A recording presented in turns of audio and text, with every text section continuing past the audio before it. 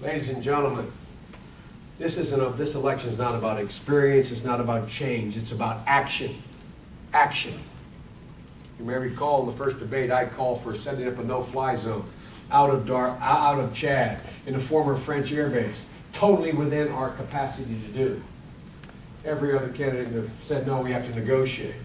Well, now, 3 debates later, they all think we should set that up.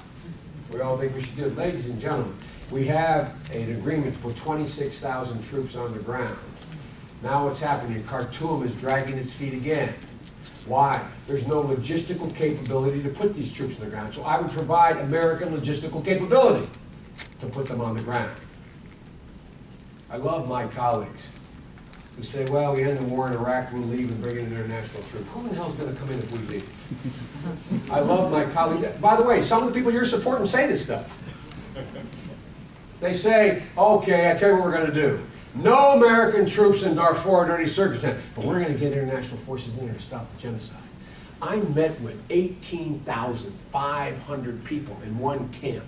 I insisted on meeting with the women. The men in the camp went nuts. The Human Rights Commission of the United Nations was overjoyed that I insisted on it. I met with these women. I asked them, so they wouldn't embarrass themselves, but how many of them knew someone in the room who had been raped?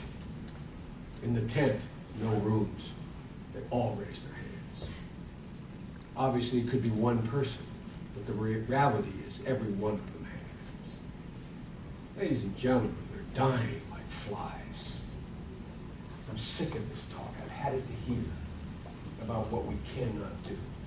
I warn you, if you're considering it, as your president, if no action is taken, I would deploy American forces up to 2,500 to take on the Janjaweed.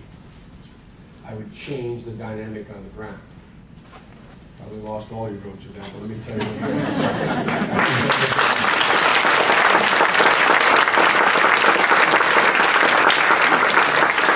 there's some things worth losing elections over. Principle and genocide is one of those.